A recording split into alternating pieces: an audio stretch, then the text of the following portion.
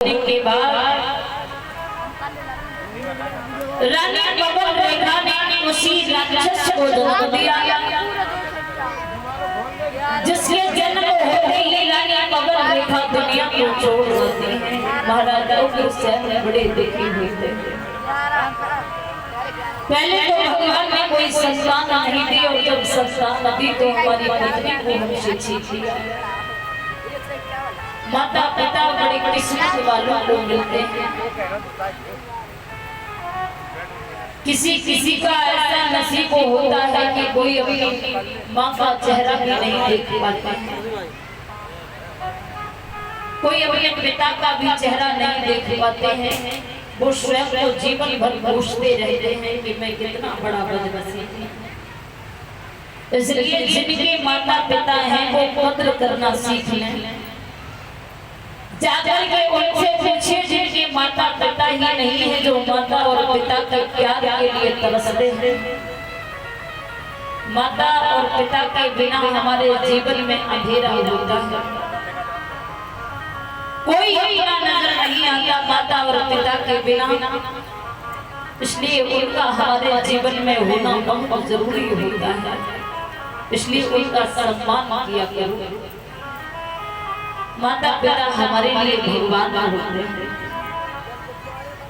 इधर महाराज प्रजा के नर नारियों ने समझाया है, महाराज आप चिंता न करें, आपके पुत्र का लालन पालन हम सभी मिल करके करेंगे। आज जब भोजराज कंस आंगन में कुछ समझदार होता है, महाराज उस राक्षस का नाम भोजराज पड़ा है, जिसे भोजराज कंस के नाम से जाना गया। धीरे धीरे जब वो बड़ा होता है, बचपन में ही उपद्रव करने लगा, घोर पाप अत्याचार करने लगा, बच्चों को सताता है, प्रजा की बेटियों को सताता है। प्रजा के नर नारियों ने आकर के महाराज उग्रसेन से शिकायत की है, महाराज आपका पुत्र हमें हमारे बच्चों को सताता है, कहाँ जाएंगे हम जब आप ही कष्ट दोगे। तो उग्रसेन ने बुलाया है भोजराज कंस को, उसके साथ में 2-4 मित्र भी आए थे। जवाब दिया है भोजराज कंस ने, कहिए पिताजी। महाराज उग्रसेन समझा करके बोले, बेटा हमारे न रहने पर यहाँ के राजा आप ही बनोगे, इसलिए राज्य को प्रजा को चलाना अभी से सीखिए। प्रजा को जब आप ही कष्ट दोगे तो बेचारी प्रजा कहाँ जाएगी, इसलिए लाला प्रजा को न सताओ। जब कहा है कि हमारे न रहने पर तुम यहाँ के राजा बनोगे, भोजराज कंस ने अपने साथियों से कहा, भैया यदि हम यहाँ के राजा अभी बन जाए तो कैसे रहे। साथियों ने जवाब दिया, महाराज यदि आप राजा बन जाओ तो हमारे तो बल्ले ही बनते हैं, लेकिन बन तो जाओ। जवाब दिया है, लगता है हमारे पिताजी पर बुढ़ापा आ गया है, और पिताजी पर ही नहीं बुद्धि पर भी बुढ़ापा आ गया है। अब इनकी बुद्धि काम नहीं करती है, अब ये राज्य के योग्य नहीं रहे। इसलिए ऐसा करो, हमारे पिता को उठाओ जेल खाना में डाल दो। साथियों ने जरा भी देर नहीं की, उग्रसेन को उठाया जेल खाना में डाल दिया। स्वयं राजा बनकर के सिंहासन पर बैठ गया, पूछने लगा, क्यों प्रजा के नर और नारियों हम यहाँ के राजा बने हैं, किसी को कोई कष्ट तो नहीं है। एक पुरुष उठ करके खड़ा हुआ, हाथ जोड़ करके कहा, महाराज हम दर्शन चाहते हैं कि आपके पिता ही यहाँ के राजा बन जाए तो ज्यादा अच्छा है। कंस ने नौकरों को आदेश दिया, हमें लगता है इसे हमारे राजा बनने से ज्यादा कष्ट हो रहा है, इसे उठाओ जेल खानों में डाल दो। जब उसे जेल खानों में डलवा दिया, फिर से आवाज लगाई है, और किसी को कष्ट तो नहीं है। कष्ट तो था, मगर डर की वजह से कोई नहीं बोला। महाराज ऐलान करते हुए कहा है कि कोई भी भगवान की भक्ति नहीं करेगा, कोई भी तीर्थों का अध्ययन नहीं करेगा, कोई पीले वस्त्र धारण नहीं करेगा, और जितने भी मंदिर हैं उन मंदिरों में हमारी तस्वीर लगा दी जाए, मूर्ति निकाल करके बाहर रख दी जाए, कोई भी भगवान के भजन कीर्तन नहीं करेगा, और जो भी संत महात्मा मिल जाए तुरंत पकड़ करके जेल खानों में डाल दिया जाए। ये ऐलान प्रजा के नर नारियों ने सुना, सभी भयभीत हो जाते हैं, संत महात्मा दुखी होकर के रोने लगते हैं। पृथ्वी बड़ी दुखी है।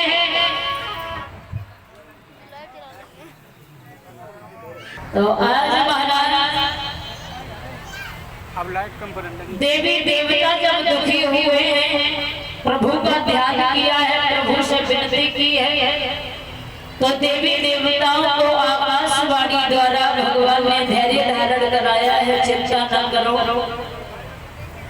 जिस भोजराज कंस से, जिस राक्षस से आप दुखी हो, उसी को मारने के लिए उसी की चचेरी बहन देवकी की 8वीं संतान जो होगी वो उसका काल बनेगी। देवी देवताओं ने जब सुना तो बड़े प्रसन्न होते हैं, सभी देवी देवता की पृथ्वी पर प्रभु का अवतार होगा। इधर महाराज भोजराज कंस जो था दरबार में बैठा हुआ था, और प्रमाण ये मिलता है कि इसका विवाह महाराज जरासंध की 2 बेटियां अष्टि और प्राप्ति जो थी, जिनके साथ में भोजराज का विवाह हुआ है।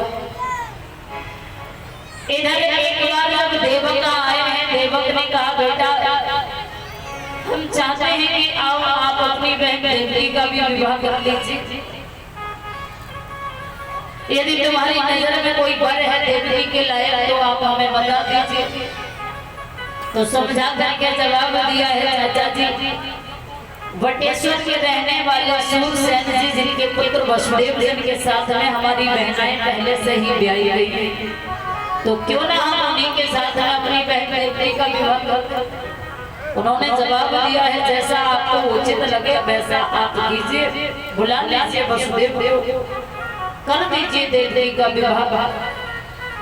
खबर भिजवा करके वसुदेव को मथुरा नगरी में बुलवाया गया और बड़ी ही धूमधाम से देवकी का विवाह किया जाता है।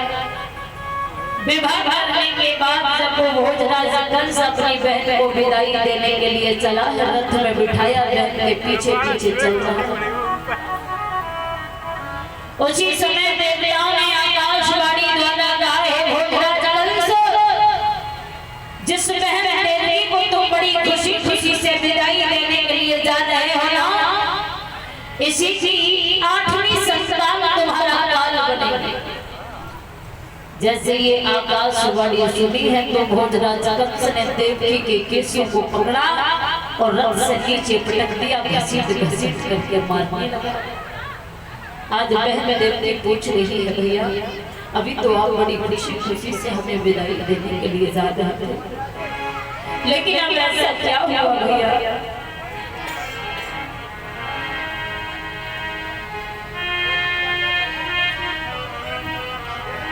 कि हमसे ओ प्यारी भैया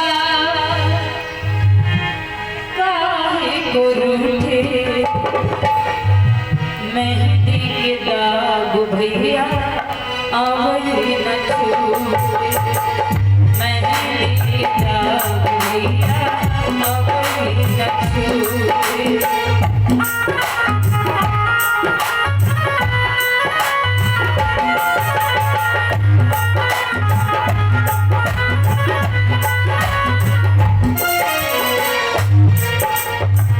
हमसे ओ प्यारी भैया,